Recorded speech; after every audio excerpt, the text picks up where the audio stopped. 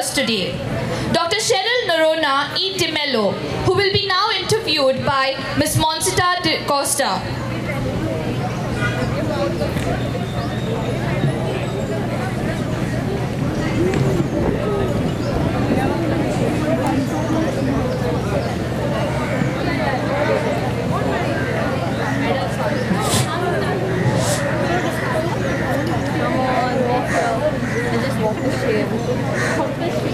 Walk of shame.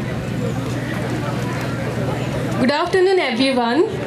It is a pleasure to welcome Dr. Cheryl Norona E. De Mello, who is currently working as a project scientist at the National Center for Polar and Ocean Research, Vasco da Gama. I welcome you, ma'am, on behalf of the entire institute and faculty of Nirmala Institute. You started off as a teacher trainee from Nirmala Institute, and we are extremely proud of you because you didn't stop at just being a teacher. You have progressed in the field of marine science.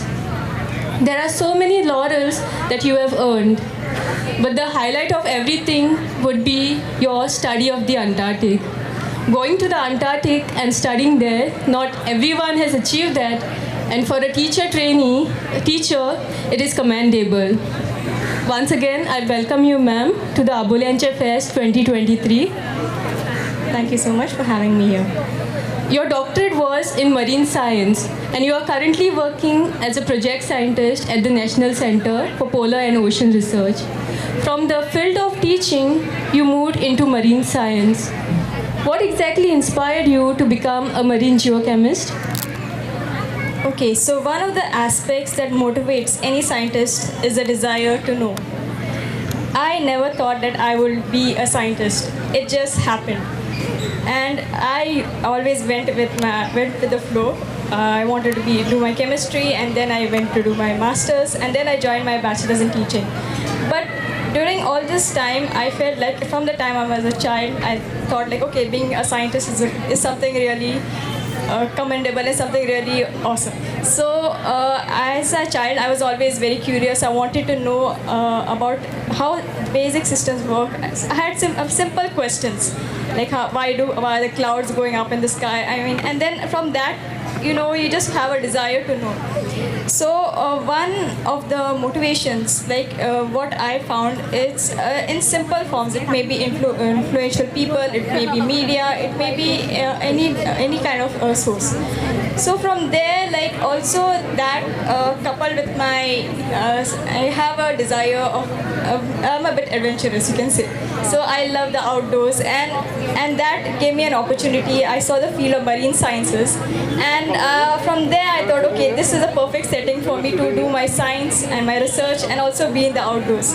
And I'm a person who loves the sea. So what is happening in this vast in oceans, that's just always intrigued me. So this desire for me to know about small things, and yes, also the fact that we normally read about things like climate change is happening and so things, always in the media. But being in my field, in the field of science as a researcher, we are able to generate evidences that validate this kind of theory. So I'm being a part of this science, and then that knowledge is then passed down to us in the form of teaching to other students. I am very happy that that's what something that draws me, that passing down, generating knowledge and being passed down to other children. Very interesting. I'm sure all the students and teachers trainees present here also feel that we need to do something in a similar way, and you are an inspiration to us. Also, you were part of the 39th and 41st Indian scientific expedition to the Antarctic. How exciting! Beyond the cold, your experiences must have been very rich. Could you share with us the kind of training and what you really experienced? Because this experience must have been a rich lifetime memory for you. Basically, very few people can go to Antarctica. Antarctica is only a continent for research, and only mainly scientists are allowed there. So one opportunity is like you have to generate a scientific question, and that you have to go there and find the evidence to answer that question. So we generated, as I'm a paleoclimatologist, I study past Antarctic climate. So I generated a question on climate change, how has it happened in the past, and we go through a rigorous screening committee, and yes, we were accepted, and we were then chosen to go to Antarctica. From there, before we go to Antarctica, we just can't go from a very hot setting such as Goa and directly go to Antarctica in a very sub-zero condition where temperatures are very low. So we undergo rigorous training at Indo-Tibetan border police, that is in Oli, Uttarakhand, where we are trained to be acclimatized to cold temperatures. We are trained in rescue safety techniques, because Antarctica is a harsh climate, and the only person, in case something happens, God forbid, that we have to help our own selves. So we are trained in survival skills and rescue skills. So after we complete that course, we proceed on to Cape Town. From there, we travel to Antarctica, that is by the ship or by the airplane mode. And this happens during the austral summer, that is the opposite of the summer, that is in the northern hemisphere, that is from October to February. So there we go to our two research bases in Antarctica, that is the Bhathi station and the Mentry station, where we conduct our research. So we have to go out in the field, and I work on Antarctic lakes. So we have to be on a floating platform where the cold temperatures, yes, the hazards of getting wet, which very low temperature water, the high winds, and we have something called a wind chill factor, which further lowers the temperature, even because of the wind. So depending on all these conditions, we have to continue to work in such harsh conditions.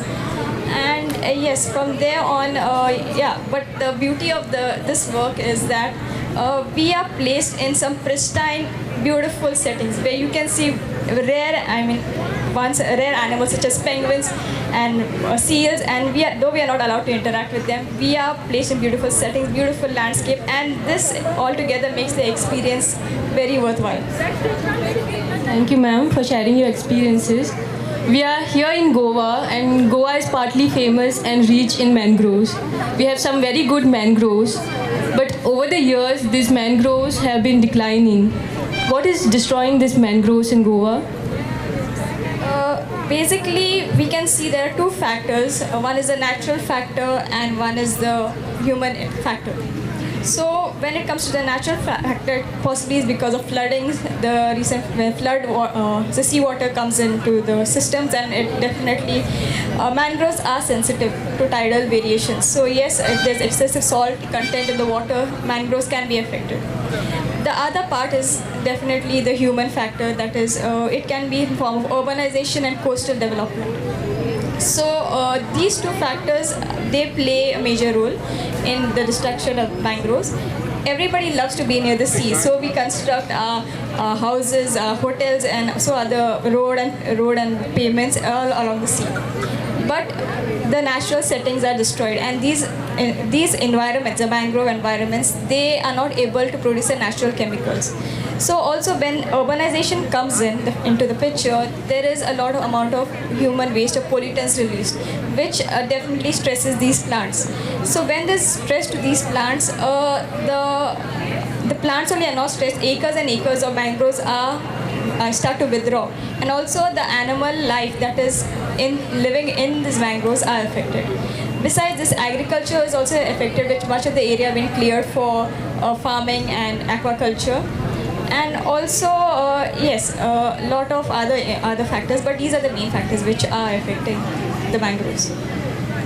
Ma'am, thank you for your precious time. As a parting this evening, is there any word of advice that you would like to share with the guests and teacher trainees present here? Yes, since I've had my training here, I would really like to suggest that to the teachers that inculcate a very progressive and a very interesting approach to any field of their subject, so that the students are involved and they have first-hand understanding. Let the students correlate what they are studying with day-to-day activities in their life. Another factor is that the teachers need to be updated in what they are teaching. Okay. For example, science, new discoveries in science are made every day. History is changing every day. Even the geography, be it the earthquakes or whatever is happening, that also is changing every day. So teachers need to be updated to the latest events that are happening, and these should also be taught to the students. We should not only stick to the textbook. We should go way up beyond the textbook. Thank you so much, ma'am, for sharing this time Thank you with so much. us. These are precious words of warning, cautioning us. Of course, it's rather late, but better late than never. Whatever is left of our Goa, of our country, and of the world, let us try to follow what Ma'am Cheryl has told us. Let's be diligent as teachers of tomorrow. Thank you. Thank you so much.